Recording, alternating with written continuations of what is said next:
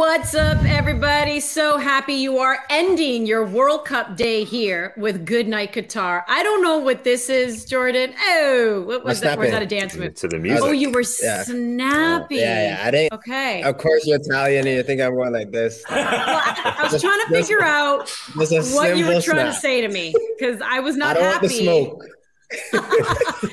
You need to watch your hands language. Some people it means different things, okay? For sure. You're ready to fight. I saw it on you. But we all speak the same language of football here. Andy Petrollo, Jordan Wilson, Oliver Platt, Gareth Wheeler. We said it on the show yesterday that all the heavyweights were moving through to the quarterfinals. There were 2 more round of 16 games to go. Could we possibly see an upset? And we all kind of agreed the upset could come from Morocco. And what do you know, Jordan? You guys were right. I was right. I was part of that conversation too. I'm going to put myself in that conversation. But more than anything, you guys were right. Before we get to the penalties, because my word, Jordan, what do you make of Morocco disappointing Spain? And for the first time in their history, they're moving on to the quarterfinals. Congratulations. They took it to them. I think the person that should get the most credit is Ali, who coined the phrase Upset Tuesday. Because I woke up this morning. Taco Tuesday done. It's done. The upset it happened. Morocco should be proud. Specifically of the first half because they took it to Spain. They didn't hold back. Boufal, who we talked about briefly in the previous shows, really stepped up today. And they just Morocco looked like they frustrated Spain. Like they looked like they knew exactly what they were going to do. And they countered it with the energy, with playing in behind. Yeah, Morocco could be proud of that. Now, if you want to see 2 different halves of football, think about the first half of Morocco and the second half of them basically just holding on. But they did what they needed to do. And going into extra time, I miss the days of golden goal because now when extra time comes, it almost seems like teams just don't want to lose, right? You get into 90, they're like, I don't want to concede. You're basically just pushing to penalties. And Spain looked okay, but as the game grew on, I felt like Morocco was going to go to pens. And even though they had so many players dropping out with cramps and injuries, it just seemed like the stage was set for them to make an upset, and they did. Yeah, and I mean, Ollie, you look at Morocco, they've been so strong defensively. By the way, I'm with you, Jordan. Bring back the golden goal. I love it. I do love that golden goal. But they've conceded once through 4 matches, and I don't care. Call it an own goal. Doesn't matter. Canada earned it. That was Adekubi who got it. Canada managed to score against Morocco. But was this also brilliance from Morocco, or was this breakdown by Spain? It's both. It's Morocco who have been outstanding at this tournament, figuring out what the opposition wants to do, what they like to do, what their plan A is, and taking it away from them. And you could see that in this game. You know, Morocco, the space between their centre-back and the centre-forward was so tight. Like, there was no space between the lines whatsoever. Spain didn't have any space to play in, and that made it very difficult for them. But then you also have to say that Spain were incredibly rigid in their approach. And Luis Enrique even came out afterwards and praised his team, said they played in my theory and my style of football. Like, he didn't want to change from that in order to win that game. And I think that was what was necessary in the moment was, you know, when the space between the lines is that tight, it means there's space somewhere else. It means that there's space behind the defense because you can't squeeze like that without leaving space behind. And I just don't think Spain ever really showed any intent in playing the game that was in front of them. They wanted to play the Spanish way, lots of little passes, playing in between the lines, getting Pedri on the ball, getting Gavi on the ball, so on and so forth. And it just wasn't a game where it was set up to do that. And they created, until the latter stages, when obviously the game became a bit more open and stretched, they created virtually nothing in the first half. It was a really, really predictable performance, I think, from them, which allowed Morocco to key in on what they're good at and execute. And Morocco were brilliant to get through to penalties, massive underdogs in this game and did fantastically well. But that is also about Spain just being so stuck in their principles that they refuse to adjust to anything that's in front of them in terms of defensive setups and so on. I'm going to have to disagree with you because I don't think it was much of an upset. Morocco was the team that won their group. Spain finished second in their group. They smashed Costa Rica, but what else did they do? I think they were lucky to come away with the draw against Germany, and they lost against Japan. And quite honestly, this new generation of Spanish footballers, or this one that's transitioned them away from Iniesta and Xavi and Villa and Torres and Ramos like true champions, it's bang average. They're Spain on paper, but in practice, they're nowhere near that good.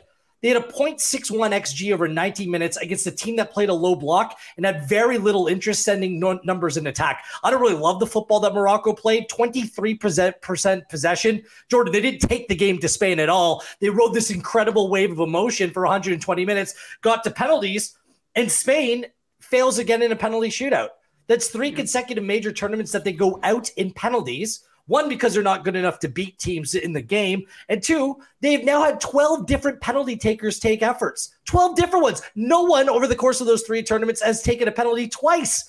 And guess what? The 3 that they rolled out here to take penalties in this game, Sarabia, Soler, and Busquets, those are your best 3 penalty takers that you have. Spain got exactly what they had coming to them. They were negative. They just kept the ball. There was no incisive passing. The game has changed. It's not tiki-taka football anymore. It's playing direct, being brave, playing over the top, and they have Alvaro Morata, their only lone threat, going over the top. Look, well earned by Morocco. They put their heart and soul into it. They did something very special in front of a partisan crowd, and they're going to ride that wave of emotion into the next game. But is this a massive upset for me? No. Spain, just bang average. The upset was coming from 5-1 though, Wheels. Like people were saying, if you put down 100 on paper, it's a huge upset. That's not where it ended, though. But that's not where it ended. But no, agreed. What the last thing that I'll add, the take it to them was the first half in terms of the energy that they came with. But yeah, like now I'm looking at this Morocco side going to the next match against Portugal. It's just like, do they have the legs to do that again? Because I want to know the numbers of Amrabat. Like, as a defensive midfielder, I was watching him. He looked like he was playing center back at some points. He was pressing center backs on Spain's side. He was all over the place. Like, this Moroccan team, the never say die attitude that they had and the way that they put bodies on the line, that's hard to replicate again. And you've seen it with so many other teams in the tournament. Like, to do that back to back, that is just so difficult to achieve. The starting 11 has absolute quality. They lack a little depth, playing 120 minutes, possibly losing their center back Egard. Like, he was grabbing his groin. Like, if he can't play against Portugal, that's just a massive blow. They might have run their race here, but still this tournament's a success. Remember, this was the side that many people that don't really watch the game were like, oh, this is the team that Canada can beat. And we warned on this program, it's not going to be that easy, will it? And they're starting 11's class. Fullbacks from PSG and Bayern Munich. Center back that played for Wolves, the other with West Ham. Amrabat with Fiorentina, looking to make a big move elsewhere. Like, there's tons of quality in the starting 11. It's depth where I think they're a little bit challenged, and that might catch up to them in this next game. They are the sole representative of the African Federation. They've moved on to the quarterfinals. The rest are European and South American squads. You know who was at this match? Our boy, Kristian Jack. Here's what he had to say. It was once again the case of death by 1,000 passes for the Spanish in a World Cup last 16 encounter here at Education City in Qatar. And if it felt familiar, it certainly was. 4 years ago against Russia in this very round, last 16 in a hostile environment against the hosts. The Spanish that night completed over 1,000 passes. It went to extra time, it went to penalties, and they were knocked out. Once again here, the same thing happened. Against the Moroccan team that defended admirably, in fact, they were remarkable at times. Spain completed over 975 passes, over 1,050 attempted passes. That's right, 77% possession, only 1 shot on target through 120 minutes. And when it came to shooting on target, they weren't much better in the shootout, as they become just the second team ever in FIFA World Cup history in the men's tournament to miss all of their penalty kicks. Switzerland in 2006 were the other one, and get knocked out in the shootout. This is a massive disappointment for Spain again, knocked out in a shootout in the Euros and, of course, in the last World Cup, as we mentioned. The story here, though, is a 4th African team have made it through to the quarterfinals of the World Cup. Morocco here were buoyed by a fantastic crowd. At times, they could not get the ball, but they were defensively remarkable again. They did it in the group stages in Canada's group. In fact, the only goal they've conceded now in 4 games is the Sam Adekubi shot before halftime that was deflected. That's how difficult they are to break down. Belgium couldn't score against them, Croatia couldn't, and Spain took 120 minutes and couldn't either. This team will be a tough out. It's a remarkable result once again for African football. Cameroon in 1990, Senegal in 2002, Ghana in 2010, all made it to the last 8. None could make it to the semi-finals. This team, Morocco, certainly have a chance as they create history again, once again here in Qatar. All right, we have to talk the penalties, though. This one obviously was 0-0, goes to penalties. Morocco beats Spain 3-0 on that. Wheels, I'm trying to make sense of this, right? Because 8 of the 15 penalties that have been taken have been misses. Is this goalkeepers just getting better, or are these like wet noodle shots? Like, I don't understand what's happening. You might be muted. You got to unmute. You are waxing poetic. This is the best Wheels has ever been. Thank you, Ollie. Better than the penalty taking at this World Cup, I'll tell you that much. It's one of those things, like, as like a nerd for this tournament, I keep track all the misses, all the makes on penalties. Love it. My number's 17 makes, 13 misses, and that includes the shootout. That's 57% success rate for shooters at this World Cup. This is an all-time rate, but one of the all-time poorest rates of conversion from the penalty spot. Misses including from Davies, Lewandowski, Messi twice, IU. These shootouts, Japan and Spain, particularly miserable. The goalkeepers, you're right, Andy, they're getting better. The casual approach to taking them really bothers me. I'm not sure what happened to just like stepping up and smashing it in the back of the net. Make your decision before and go up and hit it there. Most times you'll beat the goalkeeper anyways, especially now with the new rules where the goalkeeper needs to stay on their line. Like, that plays into the advantage of the shooter as well. I also think it comes down to mental and physical fatigue. Playing in different conditions in Qatar. I know it's air conditioning inside, but coming straight out of their club seasons into this, I just don't think you're seeing players at their freshest. I think it resembles in some sloppy play over the course of this tournament overall. And then penalties just have simply, it's as much physical as it is mental. And I just don't think they're ticking either of the boxes there. Well, going to the tactic of taking the penalty, and Ollie, I think you had said something when you tweeted out that if you're going to stop your motion as a kicker, then the goalkeeper should be allowed to also come off their line, right? Because Agreed. Yeah, like we're seeing them do these crazy little things, right? And yes, I agree. I think the goalkeepers are getting better. But what do you make of this new tactic that they're trying, where they run and then they stop and then they stutter step, and kind of kill the momentum? And then the goalkeeper is either reading it, or if he comes off his line, he should be allowed to at that point. Yeah, I think that's one technique that is almost flawless if you execute it right, because you freeze the goalkeeper, right? You freeze his movement if you get the little stutter step right, and then you can just slot it either side of him. So that's why I think there should be an adjustment there where the goalkeeper has more freedom of movement in those situations. I don't know if you can practically implement that. How do you define a stutter step would be the difficult thing. But in general, I think the part of this is the goalkeepers are getting better at reading the penalties as well. And I thought we saw in the shootout today that Simon, the Spain goalkeeper, for me was diving too early. Like, I think we're seeing more goalkeepers wait before they commit and kind of read the penalty taker a little bit more. Simon was just flying over, taking a guess and going to one side, and you saw Ziyech yeah. Ziyech went straight down the middle. Hakimi straight down the middle. They saw it, right? If they just go through the middle here, they're going to be okay. One other observation I have on this: all the analytics tell us that the best success rate is shooting high, top corner, middle of the goal. Doesn't matter. Seems like no one in this tournament is shooting high. They're all going bottom corner. Don't really understand that. What's your technique, Jordan? And I think my take, two things I just want to add. The first one is like people always say like the sugar spot for the keeper. Like, anywhere where you can dive and it's naturally in their range is probably not a place to put it. I will say with Bono, it's different shooting against a keeper that's 6'1" and then obviously 6'5". Like, shooting against a keeper 12 yards away that's 6'5", it doesn't seem like there's many places to go. But I've been preaching it, and I'm going to continue to preach it. You put the ball down, stop overcomplicating it. Again, you can't replicate a World Cup round of 16 game. But the stutter step, do I pass it? Put the ball down, take 5 steps, 6 steps, 7 steps, whatever back. You run to the ball and smack it. Like deal with whatever side it is. If it goes top corner, whatever. If he goes and grabs one out top cheese, you just have to live with that. But these passes where keepers are hugging it and holding it, that's just not the way to go out. So whatever happens going forward, I hope people are listening and they can just tweet and start saying it to players who are taking penalties at this World Cup. Hit it. Stop passing it. Hit it. Yeah. Tried and true, the toe punt. Just toe punt that, baby, right in the top corner. It's called Lucas Cavallini. Cavallini doesn't miss. He does not. He doesn't really slam it, though. It's like, boop.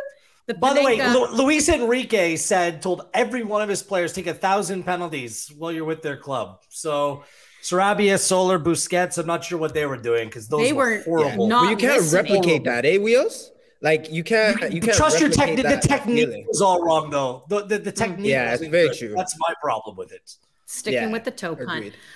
Gentlemen, we had ourselves maybe a little bit of controversy in that Portugal-Switzerland game. Not so much the game itself, but who was starting, who wasn't, and who suddenly got the first hat trick of Qatar 2022. Let's talk Portugal-Switzerland next here on Good Night Qatar.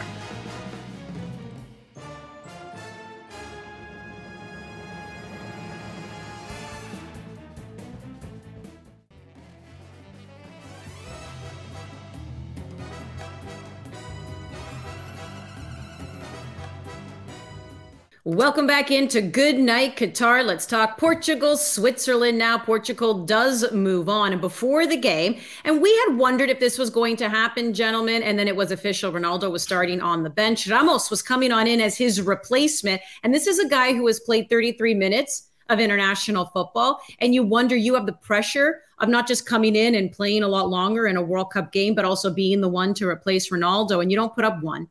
You don't put up two.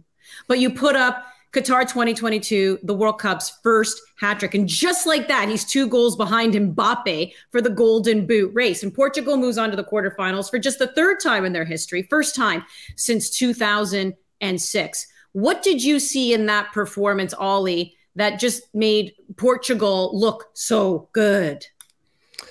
That team can win the World Cup. I thought they were incredibly impressive. They look like an exceptional side when they made, I think, the right changes to the team today. And Fernando Santos, you have to give a lot of credit for doing that. And look, Ronaldo will get the headlines, obviously, as one of those changes, but he made 3 that I think are really interesting because there was only 3 players in that 3rd group game who had started the first 2 group games and then started again against South Korea. And it was Ronaldo, Neves, and Cancelo, and they all came out for this game. And I think what they got as a result of that was a team that was energetic, that was fresh, players well rested, ready to go for this game with a lot of other teams coming out of the group, obviously having put a lot into that last group match. I think that was a massive factor. And then I also think it was different profiles of players, like Ramos up front, obviously, Otavio in the midfield as well, players who give you more off the ball. I thought in the group stage there were too many Portuguese players who want the ball into feet and want the ball all the time, playmakers, guys who always want to have possession. This team, I think, had more runners, more pace, players making space for others and stretching Switzerland. So incredibly impressive performance. Switzerland aren't an easy team to beat usually. This for me was one of the best performances of the tournament so far and puts Portugal right in that conversation with the top teams. Mm-hmm. Wheels, what did you see? Roll the tape of Portugal from the start of this tournament, and I've said it all along. Win Group H, then you're going to get a reward of a potentially easier path to go deep. Now they get Morocco, an injured and very tired Moroccan side in the next game. You're right. Fernando Santos is a winner. Oftentimes is the style of play for his teams. They're not flashy, but now he's blessed with a ton of attacking talent. Now he can make that change where you drop the persona of Ronaldo and bring in the production of Ramos, and it absolutely worked. That's not an easy change to make, by the way, because if he gets it wrong, Santos wears the goat horns, right? That's a pressure-filled position. Even hearing Ronaldo come into the game with about 20 minutes to go, he's getting a standing ovation. People are going crazy. There's immense pressure. There's immense pressure to make a change like that. So we shouldn't just discard it as that was an obvious change to make. Look, there's so much attacking talent in this team, but the creativity in the midfield from Bernardo Silva, one of the most underrated players on the planet today. He's unbelievably good. And the X factor in Bruno Fernandes, the distribution to Ramos and the attacking players on all those goals, next level stuff.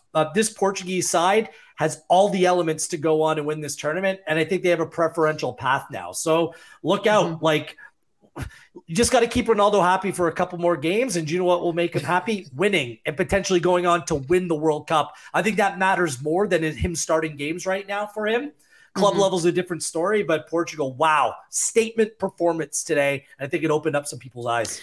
I think the fan reaction also shows, how much people do love Ronaldo, but we also know he's chasing a bit of history, right, to try and tie the most goals scored for Portugal at a World Cup. So everyone weird, also, though, Andy. But people want to witness that history, I think, more than anything, right? They want to see him get it because they can say, we witnessed that, right? Like tying that record for the nation.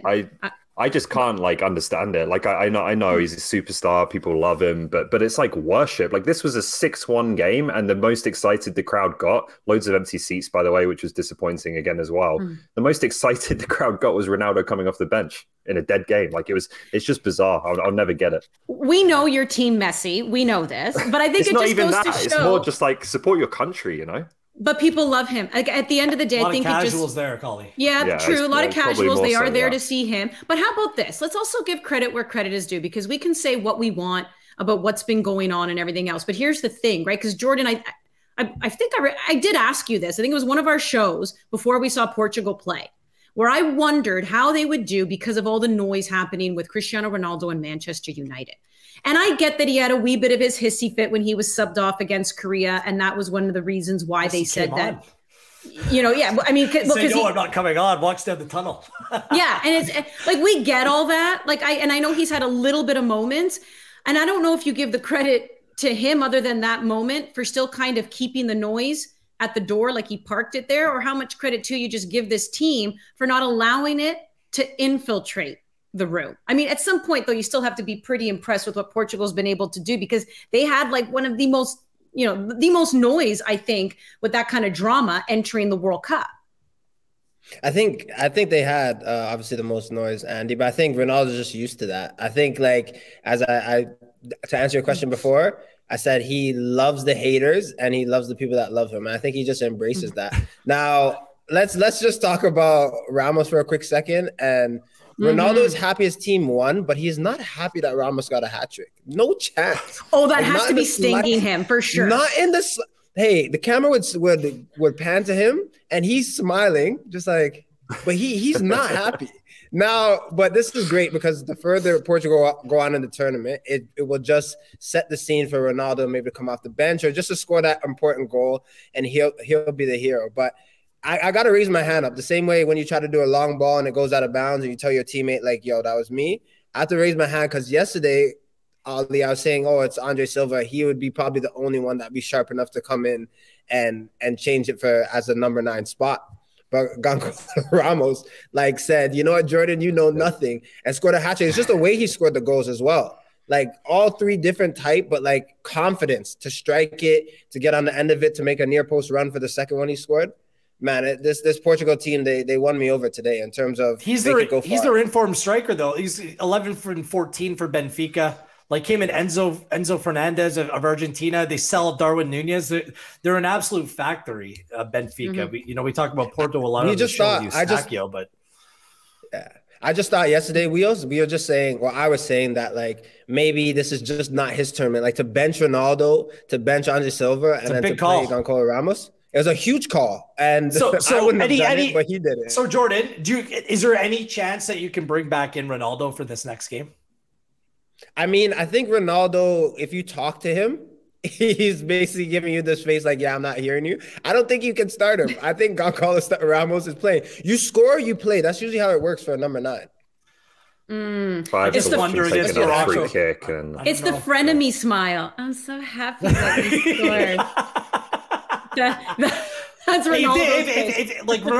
I remember him on the bench, injured, acting like a second coach to Santos when they won the Euros. The Euros 2016, yeah. I mean, it was overwhelming, but I mean, the way that he approaches things for his country is a lot different than his club. I think that's fair to say. And I wouldn't rule out him playing a significant role against Morocco. If Morocco are going to put 10 players behind the ball and park the bus, wouldn't you want Ronaldo inside the 18? Set pieces, his leaping ability is unreal. I still think there will be some kind of conversation. I don't know how you take out Ramos, but Ronaldo will certainly be in the mix. Listen, if there's one thing then you guys just said is you have to trust in the coach's decision at this point. Yeah. So whether he decides it's a good idea to start Ronaldo as they take on Morocco or not, at some point you have to look at his decision so far and say, he's got us here. He got us here at the quarterfinals, right? So Portugal, Morocco, France taking on England, Netherlands, Argentina, Croatia versus Brazil. So let me ask you this, Jordo. Which quarterfinal matchup are you looking forward to? France and England, Andy, aka Sprinderella. Basically, because these are two squads going at it just offensively. Like, they're both of their deficiencies lie in the back. You could say a bit more for France, maybe in the middle. I don't think they've been tested yet. But France has scored 9 goals in this tournament. England have scored a whopping 12. But this is going to be a game of who is better going forward. Like, okay, it could be on the flip side of who defends better, but it's not. You can't seal Mbappe down. You can't have Jude Bellingham is going to be going forward and driving forward. This is just going to be a game of who's more efficient going forward. Now, also, I want to see the matchup between Kyle Walker and Mbappe, because Mbappe hasn't played anyone who also has pace yet. Like, he's just pushing and plowing and just going by guys. So I want to know what it's like when you're playing against a physical Kyle Walker. How can he handle him? And how does that look, Andy? Okay. What about you, Wheels? Yes, that game for a lot of different reasons, but I want to give a shout to Netherlands, Argentina, because they provided epic moments in the past. Bergkamp's goal against Argentina, the ball from De Boer over the top on the volley, like that's an all-time great goal scored by Dennis Bergkamp. Even in 2014, these two sides won, and Argentina advanced. I believe it was in penalties as well. So everyone's saying that this Argentina side is vibing at the right time. They're going to have to break down a stubborn Netherlands back line. I think there's a lot of intrigue in that game. I'll go with Brazil. I can't say that I'm looking forward to France-England with a straight face. So Brazil for me. I just think watching this team is one of the true, pure kind of joys of football that's still there. When they're in full flow and at their best, they're brilliant. So looking forward to any Brazil game. There's no joy in the way Croatia plays. They're playing for extra time and penalties. Brazil, you could give me Brazil against MK Dons well, that wouldn't be fun. Well, hold on a second. They're going to feature in these questions here when it comes to dance moves. But yeah, it's got to come on. England, France. Is it in fact coming home, or is France going to be well on their way to defending their title? I don't know. This question, this isn't insinuating that somebody shouldn't belong, I guess, but who knows? Maybe someone will be punching above their weight here. Wheels, best chance for a quarterfinal upset. I think it would be Netherlands. That's why I kind of bring them up. I mean, Argentina, like, is Messi going to put his team on his back? Like, who's going to break down? Basically, Netherlands are capable of playing a back five, the two holding midfielders in front. Like, it's going to be very difficult. Lautaro Martinez is not on good form right now. Is it Julian Alvarez? He's such a young player, so much onus on him to score. Contrasting styles here. I think the Netherlands have a real chance. Ollie?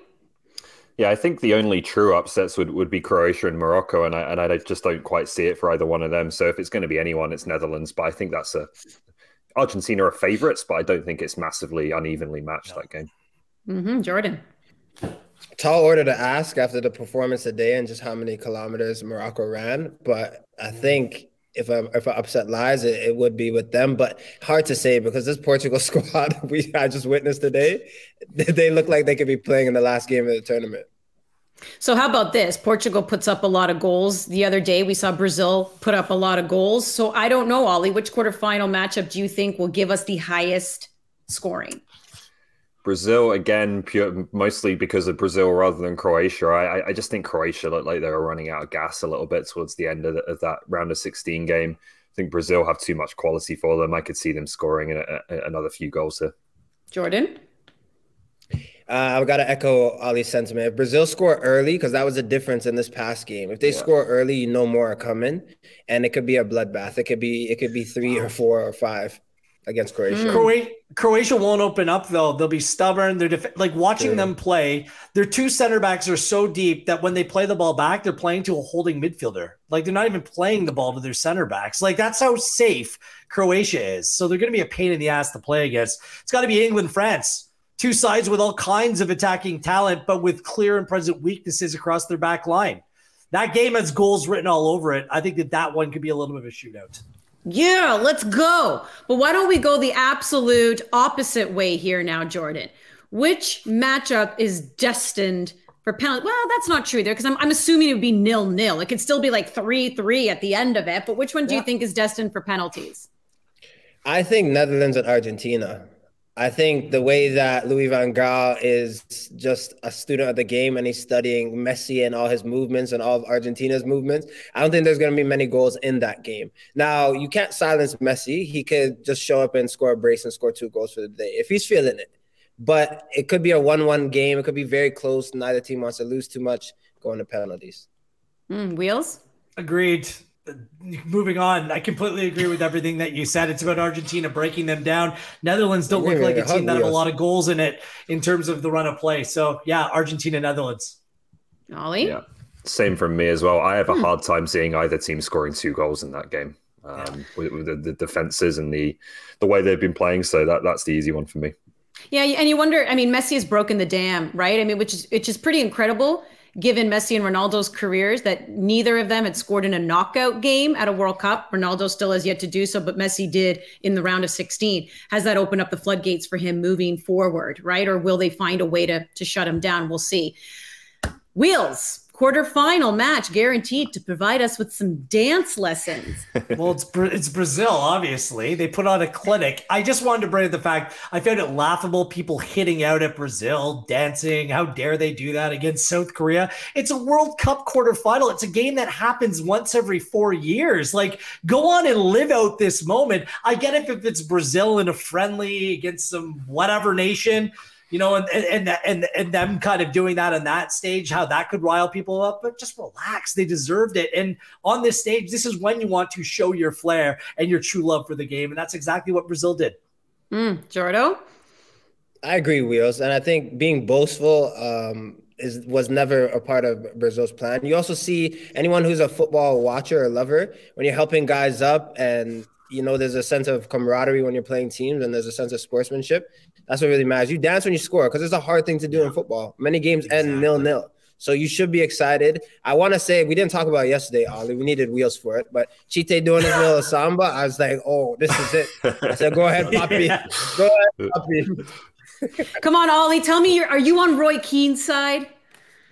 No, if you didn't like Brazil dancing, try rugby. It might be more to your tastes. But in terms of answering the question, I think we have to all agree that the real rhythm is with the English, surely. So that would be my answer. Beautiful. Can I share a very quick story with you? When I was in England a couple years ago, which was pretty amazing, took in a Crystal Palace Man City game, but we met these 2 English guys who befriended me and my husband, and they took us to a club where they said it was great jazz music. Well, it turned out that night was Latino night. So they were playing a lot of salsa and whatever. And they tried. These 2 guys were like, nah, let's stay, let's have fun. Ollie, they tried so hard, but my feet were never stepped on more in my life. Those boys had no rhythm whatsoever. All right, so none of us have a problem with it. We enjoyed it. That is the flair of Brazil. Many of us are excited, too, about the announcement that was made just this week, and that is a women's domestic league coming to Canada. Let's discuss more about that here on Good Night Qatar.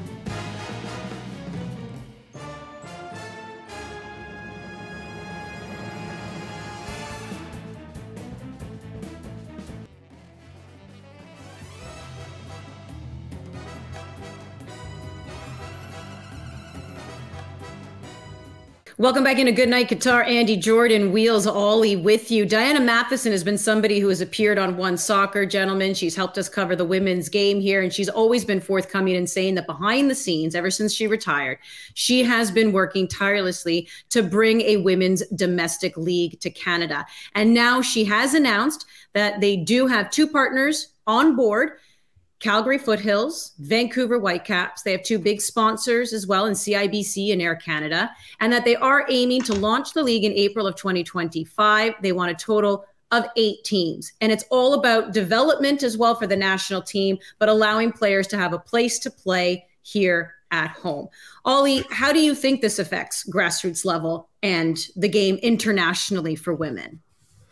Well, obviously, if done right and you feel like we have the right people leading it to make that happen, it has a massive impact, as we've started to see with the CPL on the men's side. And I think we will see even more in the lead up to 2026 in terms of opportunities for everyone, right? It's not just players, it's coaches, it's administrators, referees, across the board.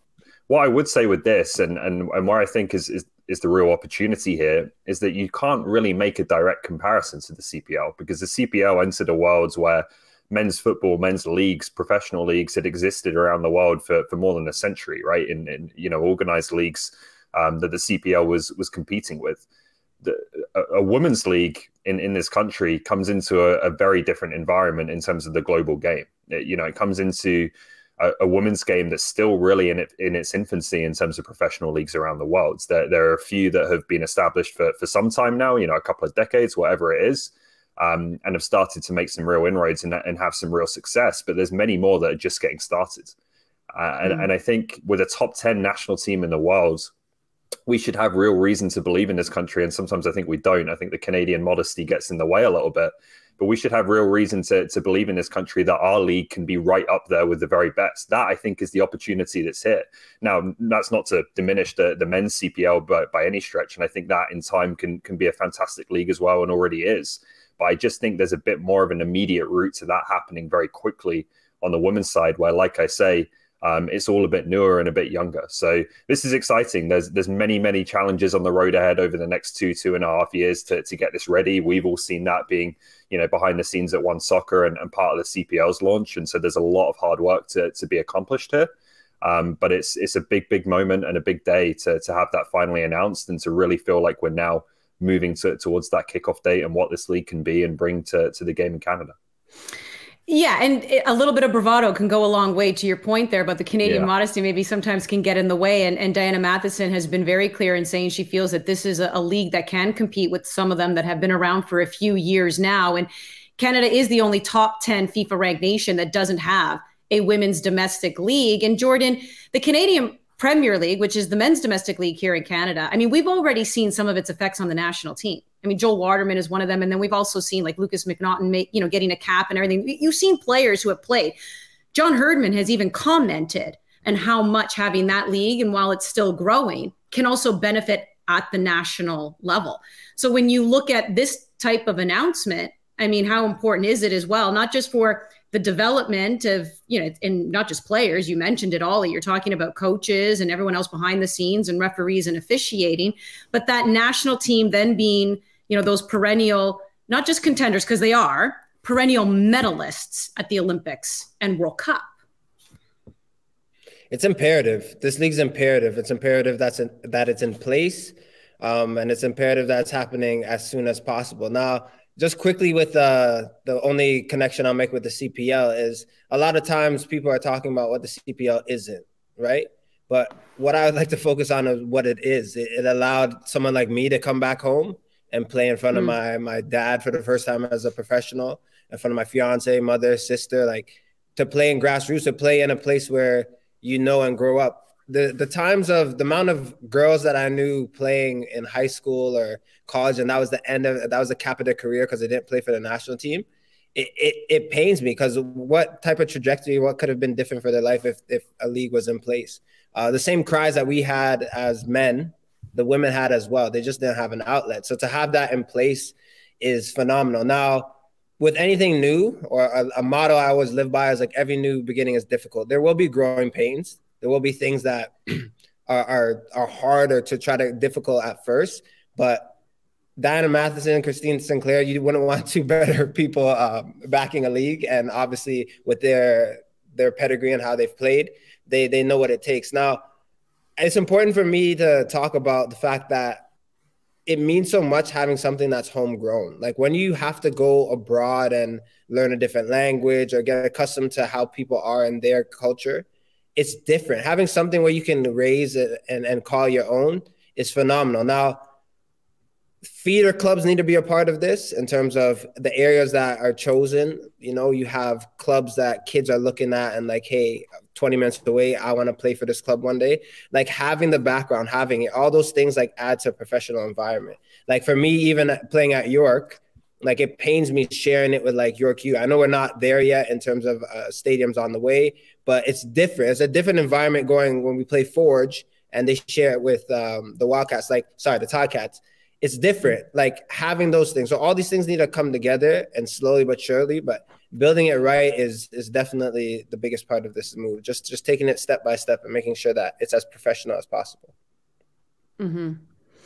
Wheels, your thoughts on the announcement? These are really exciting times in Canadian soccer because there's an opportunity there and a little bit of a blank canvas. So this group can turn this league into whatever they want. And why not dream big? I call Diana and Christine in this group, they're the renegades of Canadian soccer. They're doing this outside the traditional, pillars of power in this country because they're fed up. And I get it. They don't want to wait any longer. Why wait? It's ridiculous that this hasn't already been built. So I call them renegades in a good way. And, although there's a lot of blanks to fill, and I'll get into that in a moment about what this league will look like, they've kind of put out that bat signal or that Sinclair signal to everyone else and say, this is our mission statement. This is what we want to build. This is who we have involved and people that want to commit. Are you going to join us? Are you with us? Are you going to have our back? I think they've been very creative and very good media-wise during a men's World Cup to go out there and take advantage of eyeballs and ears on soccer. Now they've turned the attention on them and what they're trying to build. It's genius. And it's been very impressive over the last few days. I will say that this timeline is ambitious, 2025. It took the Canadian Premier League 6 years from it was first an idea to actually putting the ball in the field and playing. 2.5 years, that's a short period of time, which I'm fine with. It's everything's achievable, and setting hard deadlines creates specific expectations. I will say this, we need to know more about the financial side of things. Who's going to commit? Who are the ownership groups going to be? And how much are they willing to invest? Have the Whitecaps in Foothills flipped the bill, the $1 million right away? Have they promised to invest the further money that's going to be required to do this? Building stadiums, facilities in this country, nowhere near good enough, especially if you want to have broadcast ability, Andy. So stadiums need to be figured out, especially with Foothills. That's a not-for-profit club. So is there another entity that controlled the PDL team and the women's team before that allows them to go out and invest and turn this into a profitable organization? We'll see. To be sanctioned, the owners need to be clear. You need coaching licensing. You need stadium agreements. And all of this is – I'm not bringing up all of these things. These are questions that will be asked and some of the blanks that need to be filled. All of this is achievable. And by releasing this mission statement and asking people to come on board with a clear understanding of what they're looking to do, I think it's a smart and savvy move. And some of these other questions, like Jordan said, not every one of these steps is going to be easy to overcome, but at least you have a framework and a state of play that you're wanting to engage in. And they made that abundantly clear here. So onwards over the course of this process to 2025, and it'll be interesting to cover to see kind of the highs and the lows of the roller coaster ride to launching a brand new league. Again, they're renegades, they're pioneers. They're doing something different outside the box. I'm excited to see what it's all about. Well, good news for you, Gareth, is we actually will have Diana Matheson on our show as well on our network here on One Soccer, a little bit more of a round table. And we will ask those very questions. We will take a deeper dive into what the next few years will look like for her to answer those types of questions and to see what goes in place for this women's domestic league. And another thing, Jordan, you bring up such a great point because I know my mind right now is so much on the national team and what they do on these global stages, but not everyone's going to go and represent the country at the Olympics or World Cup. But that doesn't mean they don't deserve a career. That doesn't mean they still don't have the ability to play as a pro and then more importantly, play in front of family and friends. How wonderful is that? So we'll be talking more about that league in the coming weeks here on our network with Diana Matheson. When we come back here on Good Night Qatar, Kristian Jack is saying goodbye to Qatar. He gives his final monologue on what he saw at Qatar 2022. Stay with us.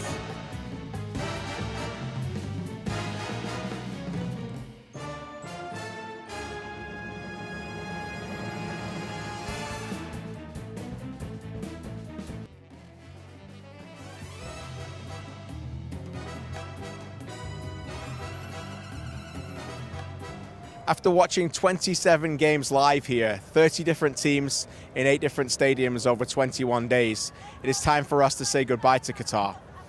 It has been an immense privilege to cover this game for you guys back in Canada and to represent One Soccer out here at the FIFA World Cup. Canada has been placed on the map.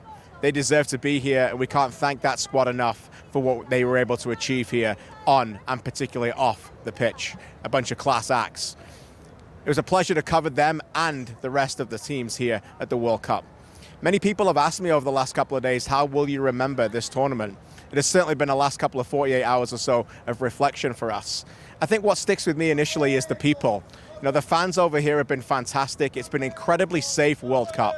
A World Cup that many people thought would be very edgy before they got here. But most of the supporters that we've seen and interacted with have been remarkably friendly with a smile on their face. The atmospheres at the games have been fantastic, particularly in the group stages, and that's played a big part. The people on the ground that we continue to meet here, taxi drivers, Uber drivers, people in restaurants, in malls, young children exchanging them with CPL kits and spreading the game in Canada all over the world, from Canada all over the world, has been truly a blessing. A lot of people when we came out here were worried about us, and I completely understand why. Apart from one scary incident with an Uber driver early in the tournament, things have gone very well for us here, both myself and my dream team partner behind the camera, Nora. There is an edginess to this country, though, that I do think we should talk about. The stadiums have been marvelous, all 8 of them fantastically put together, but being in them, you can't help but feel about the exorbitant cost it took to put them together, financially, and the lives that were lost. That's the legacy of Qatar. Coming in before the games were played and the memories on the pitch created different legacies, that legacy will remain. There is issues with this country. They've been very welcoming to us, and we thank them for that. But there are issues. The lack of females in particular prominent roles has really been a problem for me. It's a very male-dominated country, and you notice that the moment you get here. I certainly hope that if we get to come back here, things like that would change. That's just my own personal opinion. But fully respecting otherwise what else has gone on in this country. As I said, it's been a very clean World Cup as well. You know, remarkably run. Talking to a lot of fans here, they've been very well organized in terms of transportation to get to the stadiums. And as I said, most people with a smile on their face. The football has been fantastic. Unpredictability has reigned to the top. And in a sport where a lot of the competition in Europe and major competitions around the world has suddenly become far too predictable, once again, the World Cup shows why it is the greatest tournament on the planet. Nobody really knows who's going to win this still. And that's what I think is special, when most people know who will win those domestic titles. So the people will stick with us. The football memories certainly will as well. And above all else, you'll stick with us. This is why we're here, to continue to bring this beautiful game back to Canada and the passionate, intelligent, smart fan base that continues to exist and grow in Canada. More fans will be on board now because of the 2026 World Cup, and for that we're all eternally grateful. Being a soccer, football fan, whatever your preference in Canada, isn't always easy. You need different streaming sites to watch Champions League, the Premier League, the Canadian Premier League, Major League Soccer. It's a challenge, but we always thank you for doing it, because you love the sport and you know the sport. That's why it's important never to talk down to you. And I can't thank you enough for allowing me to talk to you during this tournament. Now is the time to continue to get behind everything in Canadian soccer. We have a Gold Cup coming up next summer for this very team out here. The Canadian Premier League will kick off again in April, as will Major League Soccer and many other properties across this great country. The women's team and the emergence of a special women's league coming in 2025 is big news. And the women's team go to Australia for a magnificent chance at becoming world champions in their own World Cup in the summer of 2023. New fans, old fans, I know that you'll continue to get behind the sport. I'll never tell you what to subscribe to, but hopefully you'll continue to watch us on One Soccer. I'm proud to represent this great company.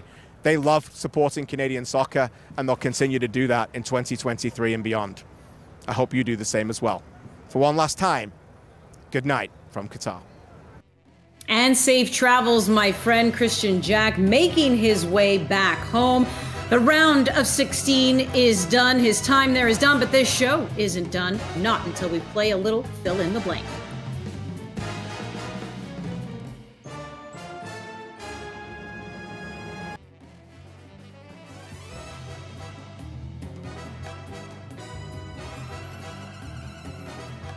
It's rapid fire fill in the blank. Wheels, best individual player performance was? Oh my gosh. I have a list of 5. Ramos, Hakimi, Mbappe, Bellingham, Messi. There you go. There's my top 5. Wow. Ramos has to be the guy. Yeah. Ollie? Kylian Mbappe. Jordo? Kylian Mbappe!